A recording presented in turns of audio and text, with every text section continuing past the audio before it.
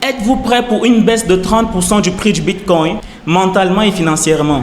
Je suppose que la plupart d'entre vous ne sont pas préparés et vont paniquer lorsque ça va se produire. Vous pouvez ne pas avoir de liquidité disponible pour acheter pendant les baisses et beaucoup vont réagir en vendant en masse sous le coup de la peur. Mais à mon avis, ce n'est pas une stratégie gagnante dans la crypto.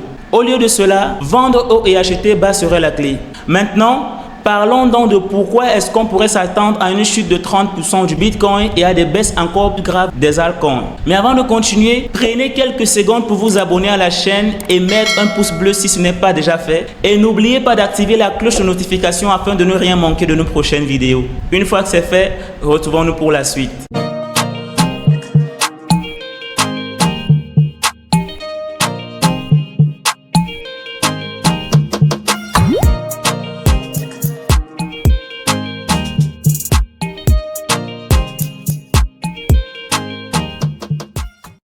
Ces moments où les prix baissent peuvent être de très bonnes occasions pour acheter des crypto-monnaies car les prix peuvent changer rapidement. Il est important d'être prêt à ces changements pour savoir comment en tirer profit. Maintenant, parlons de comment est-ce que vous pouvez en profiter. Et je sais ce à quoi vous pensez déjà. Peut-être que vous avez déjà en tête BlackRock et les gros investissements Bitcoin. Mais je vais vous dire quelque chose de clair, Wall Street n'est pas le seul acteur ici. Ceux qui investissent dans les ETF Bitcoin chez BlackRock sont des personnes comme vous et moi et ressentent les peurs et les craintes au même titre que nous. Si quelque chose inquiète le marché, comme une panique générale ou un événement économique important, les investisseurs seront donc tout simplement plus prudents. Cela pourrait entraîner chaque jour des ventes massives de plusieurs milliards de dollars de Bitcoin par BlackRock et il y aura donc des énormes quantités de Bitcoin sur le marché. Regardons maintenant ce qui s'est passé lors d'une période où les prix montaient en flèche en 2021. Après avoir atteint des niveaux records autour de 20 000 $, la valeur du Bitcoin a commencé à augmenter rapidement, augmentant de 100%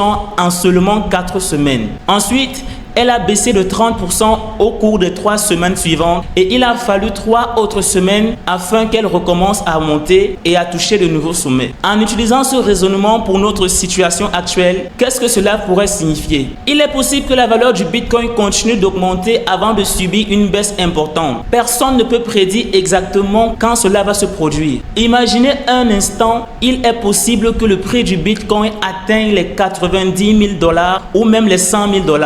Ensuite, il pourrait redescendre vers les 60 000 $ et rebondir de cette zone, ce qui serait considéré comme un mouvement haussier. En fin de compte, personne ne peut prédire l'avenir avec certitude. Les investissements dans les ETF Bitcoin peuvent sembler imprévisibles jusqu'à ce qu'ils ne le soient plus. La semaine passée, nous avons même vu une journée avec des investissements d'1 milliard de dollars, ce qui est vraiment étonnant. Et il est important de se rappeler que les hausses ne durent pas éternellement. Bien que nous pouvons connaître des périodes prolongées de croissance, il va arriver un moment où le marché va subir une correction brutale. Dans le cycle précédent, nous avons vu une chute de 55%, une baisse de 30%, d'autres baisses de plus de 25% et plusieurs baisses de 15 à 20% qui ont duré de quelques jours à quelques semaines. Cela peut être très dur pour ceux qui n'étaient pas prêts et ce n'est pas seulement le Bitcoin qui est touché.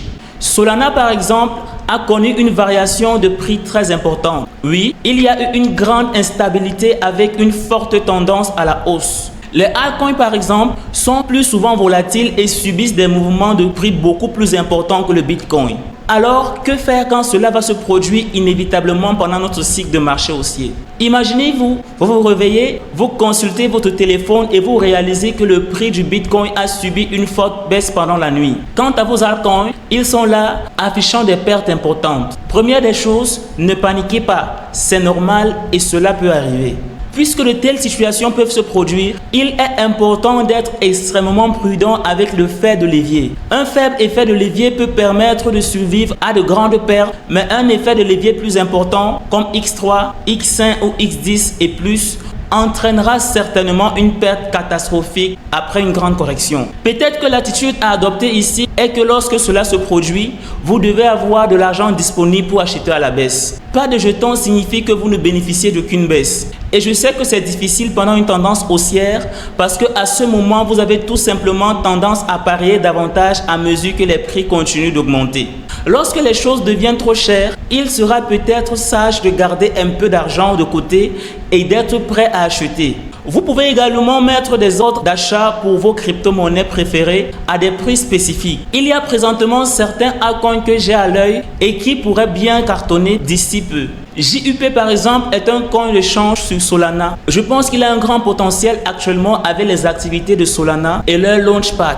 Maintenant, que se passe-t-il lorsqu'une baisse de 30% n'est pas normale, mais marque en fait la fin et la dernière chance de sortir des marchés? Quand elle atteint des niveaux extrêmes, cela peut signifier que le marché a atteint son pic. Surveillez donc aussi le RSI, Relative Strength Index, ou indice de force relative en français, qui indique les niveaux de surachat ou de survente. Un RSI fortement suracheté peut signaler une correction du marché. De plus, regardez si le nombre de transactions diminue ou si la tendance s'affaiblit, car cela peut signifier que les acheteurs sont moins actifs. En fin de compte, restez informé et être conscient de la psychologie du marché et prêter attention aux indicateurs techniques peuvent vous aider à prendre des décisions plus éclairées sur le moment de sortie du marché. Cependant, il est important de se rappeler qu'aucune stratégie n'est infaillible et il y a toujours un degré d'incertitude à prendre en compte. Si l'indicateur se rapproche de la boîte rose ou le dépasse, c'est un signe important à surveiller. Vous pouvez consulter tous ces graphiques sur lookintobitcoin.com, un site concernant les données sur les transactions des crypto-monnaies et d'autres informations encore. Une autre chose à surveiller est le croisement hebdomadaire du MACD et de la formation d'un pic, ce qui peut indiquer une opportunité de vente avant que les bénéfices ne diminuent.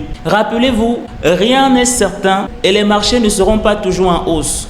Il y aura encore des marchés baissiers. Prendre des bénéfices en cours de route peut aider à sécuriser les gains en suivant la stratégie de vente lorsque les prix grimpent et acheter lorsque les prix baissent. En fin de compte, soit vous prenez vos profits, soit le marché le fera à votre place. Et si vous ne comprenez pas comment fonctionne le marché des crypto-monnaies, je vous invite à cliquer sur le lien en dessous de la vidéo pour accéder à notre formation en crypto-monnaie. Nous vous y apprendrons de la façon la plus simple ce que c'est que la crypto-monnaie et surtout comment gagner beaucoup d'argent en minimisant les risques. Sur ce, en attendant notre prochaine vidéo, likez et gardez le sourire.